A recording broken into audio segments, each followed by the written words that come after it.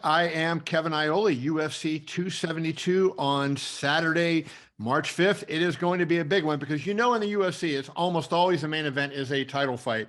And when you have a main event that is not a title fight, it's something special. And that's what we have this week. Two bitter rivals are going to be facing off. Number 5 ranked welterweight Jorge Masvidal is going up against my guest right now, Colby Chaos Covington. And do I need to mention Colby, number 1 ranked welterweight? That's right, baby. You got it wrong, Kevin. There's definitely a title on the line, baby. I'm the people's champ. I'm America's champ. I'm definitely Miami's champ. So I got to defend my title next weekend, only on pay-per-view and T-Mobile Arena. There is a lot on the line. We know that. And I guess the story of this fight, Colby, if I believe everything I read, and, of course I do being a journalist, right, is the fact that if you were a kid, you must have gotten doesn't play well with others on your report card because your roommate Masvidal, now you're fighting. John Jones was your roommate. I see you have a few choice words for him. What's going on with you? You can't get along with the people you live with?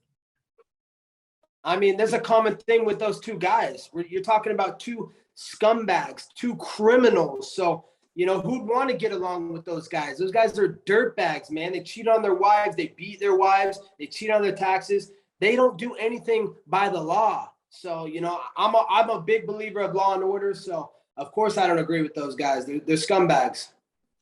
Well, you're going to get a chance to settle it in the ring against Mouseville. And I wonder, both of you guys have fought the champion Kamaru Usman. Your most recent fight was an unbelievable fight with Usman. Could have gone either way. Anything you can take from those fights with Kamaru? You look at his fight, you look at your fight, and apply to this coming fight with Jorge.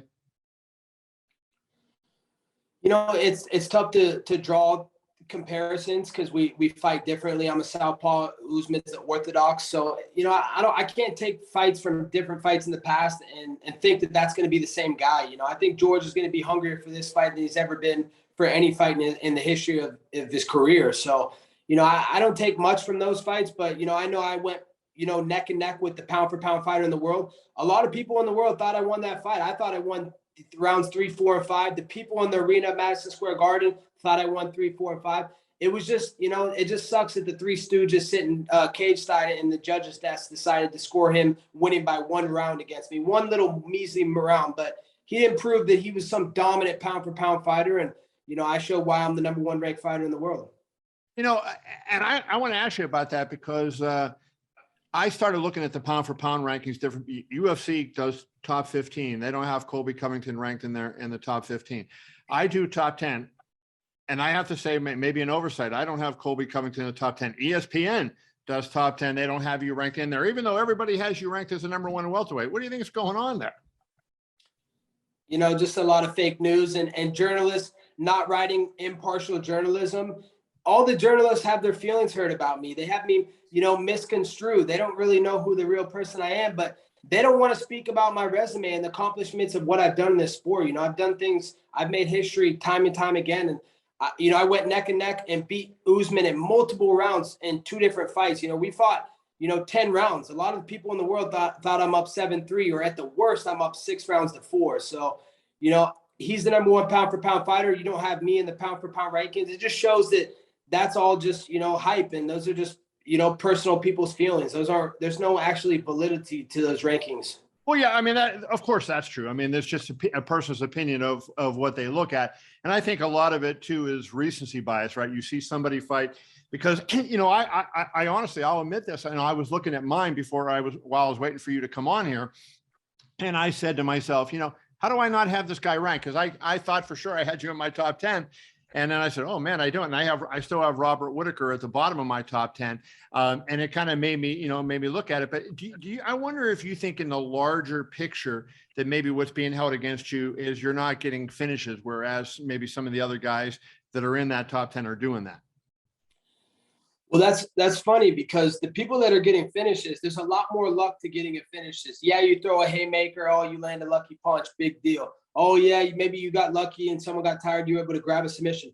It's so much more dominant to just take someone from pillar, post, take the will out of them, beat them from second 1 to second minute 25. So what I've done in my career, my accomplishments, I've completely dominated everybody.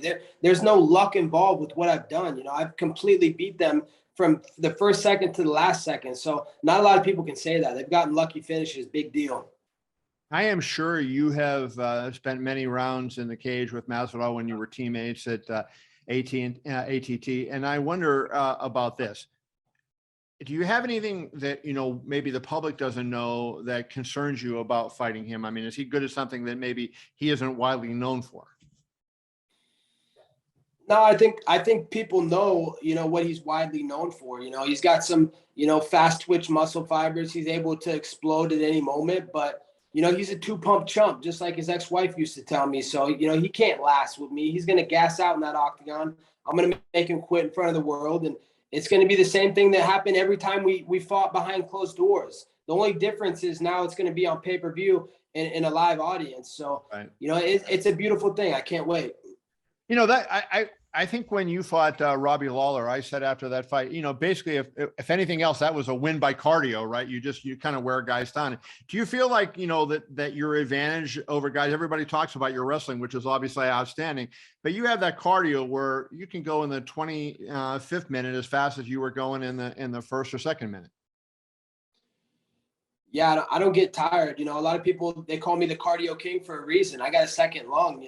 What I did to Robbie Lawler, man, his face looked like hamburger meat afterward. He did not look good, man. He had a concussion backstage. He was bad. And, I broke a strikes record on his face. I think I threw like 500 landed strikes on his face. So, that was a history-filled night for me. It was a beautiful night. And against, the boogeyman of the division, Robbie Lawler is the most fearsome fighter that's came through this division, the most heavy puncher that it's had. And I decimated him. I made him look like an amateur. So, that's what I do. I pick people apart. I dissect them. And, my volume, nobody can match my will and my pace in the octagon. And that's true dominance, man, not knocking someone out and getting a lucky punch. Dominance is just breaking them and beating them from second 1 to minute 25.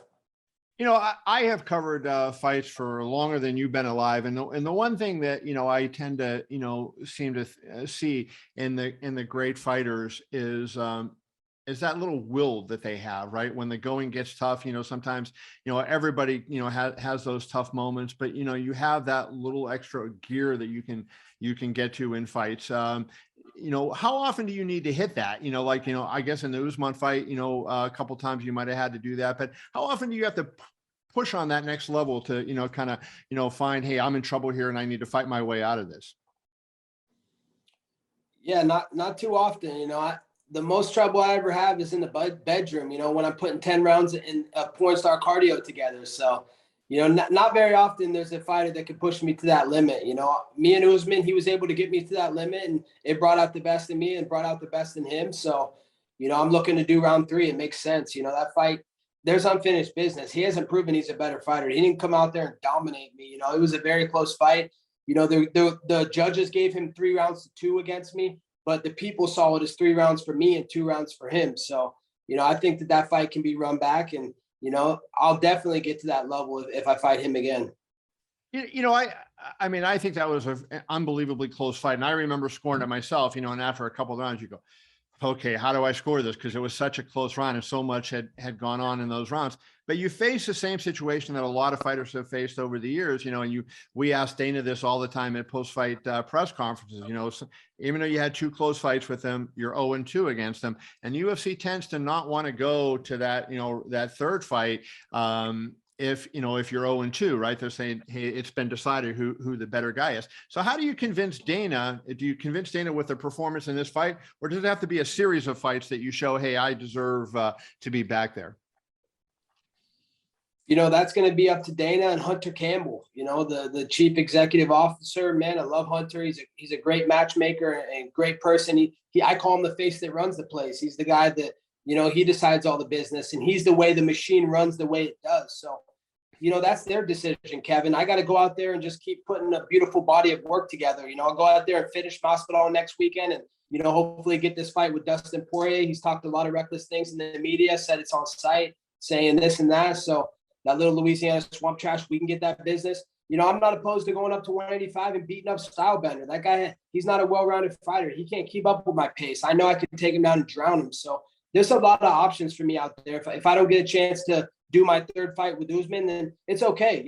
Deep down inside, I truly know who's the better fighter, and I can go away with my career knowing that, that he wasn't a better fighter, and he didn't prove that to me. You know, there's still unfinished business, but if he wants to walk away from the sport, then that's his decision. I'm not going anywhere, Kevin. I'm just getting started. The best is yet to come. So you might be seeing Usman retire in the next year, and Colby will be the undisputed champ. You saw the fight, or I assume you saw the fight between Adesanya and Whitaker. You know, Whitaker and Adesanya saw it a lot differently than, you know, each other. And I thought basically Adesanya did a really good job of, you know, dealing with those takedowns and everything. Put yourself in Robert Whitaker's place. Do you feel like the fight would have been different? To be honest, Kevin, I didn't even watch that fight. You know, I was busy with some mamacitas in South Beach. You know, the King of Miami's got duty calls, man. I got to take care of my women, you know, and you know, I got to make sure I'm getting ready for my pay-per-view fight. So I'm working on that bedroom cardio. So I can't really speak for other fighters and how they do. All I can do is speak for myself, man.